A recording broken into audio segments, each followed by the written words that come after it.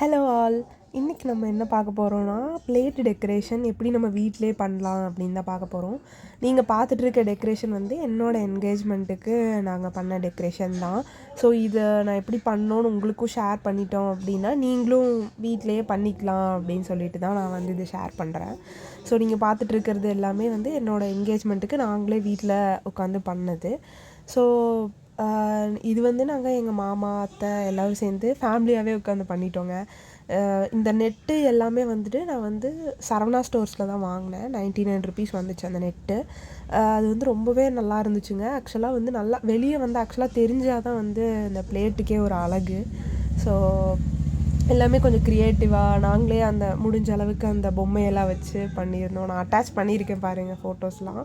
நீங்கள் பாஸ் பண்ணி கூட உங்களுக்கு இது மாதிரி இந்த ஐடியா உங்களுக்கு யூஸ் ஆச்சு அப்படின்னா நீங்கள் கூட இதே மாதிரி ட்ரை பண்ணுங்கள். சிம்பிளாக ரொம்ப அழகாக இருந்ததுங்க. நிறைய பேர் ரொம்ப நல்லா இருந்ததுன்னு டெக்கரேஷன் சொல்லியிருந்தாங்க. தேங்க்யூ.